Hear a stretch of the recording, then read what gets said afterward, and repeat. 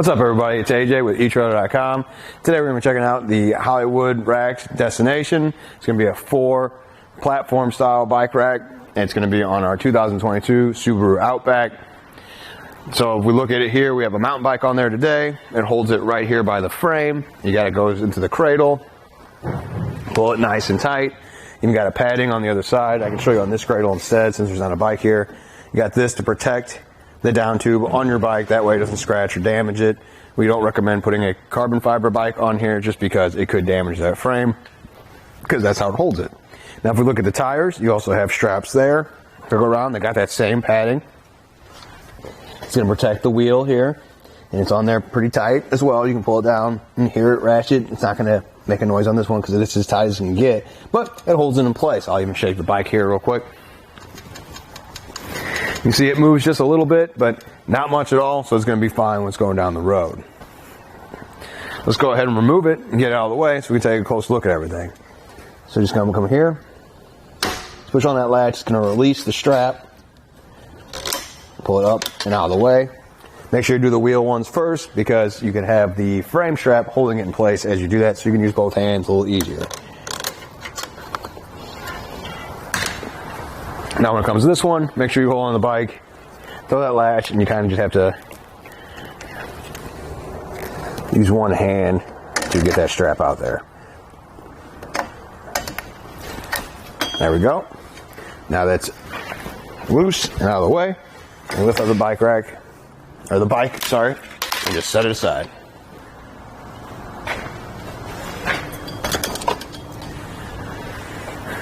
Now with that set aside, I'm going to go ahead and replace the straps just to keep everything nice and neat.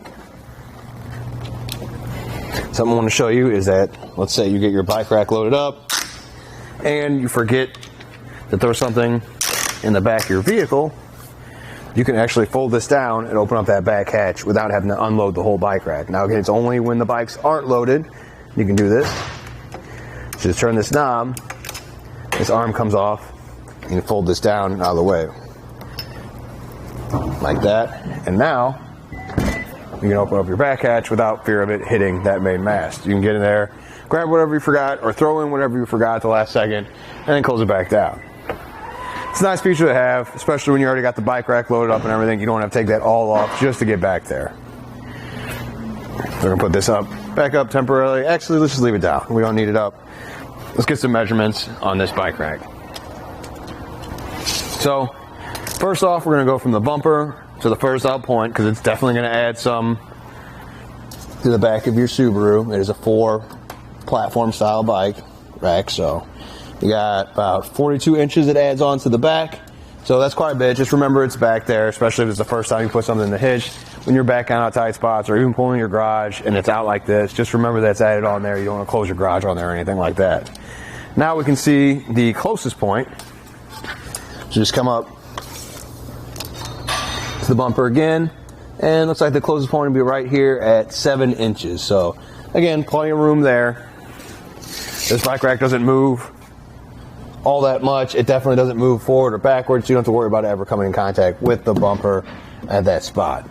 Now the bike rack does fold up, so you can take away some of that space, but before we do that, let's do ground clearance real quick. So since this bike rack kind of dips down, we're going to go here.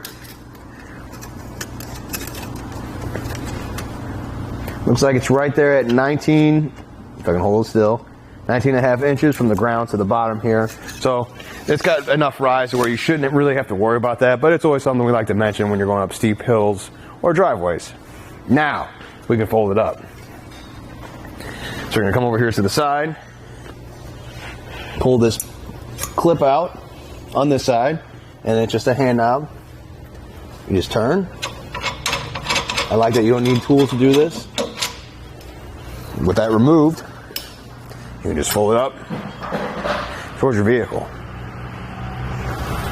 And then line up that hole there and replace that hand knob. And once you got that nice and tight, you can put that clip back in on the other side. Now let's try those measurements again. From the bumper The furthest out point would be right here, right at 15 inches, so that's quite a bit less. So again, still remember it's back there though, it's adding stuff onto the back of your vehicle. And it looks like our closest point, this would actually fold down and in there a little bit more.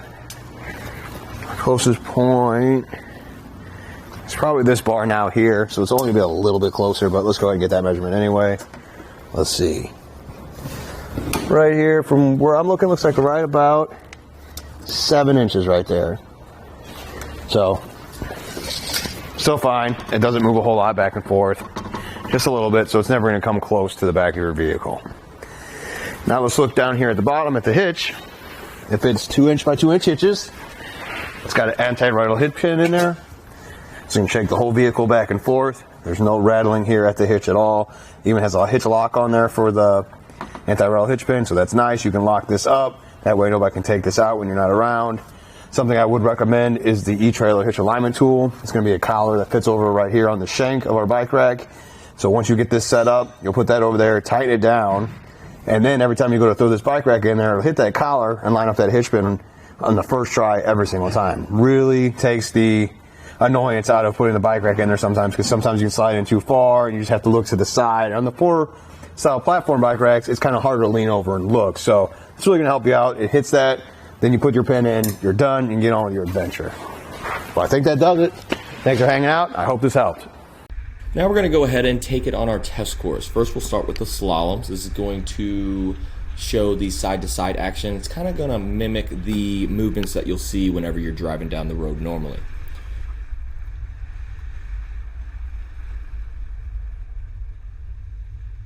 Now we'll have the alternating speed bumps. This is going to be more so like the uneven roads and some of that uneven terrain you might be traveling on, and see how it holds up.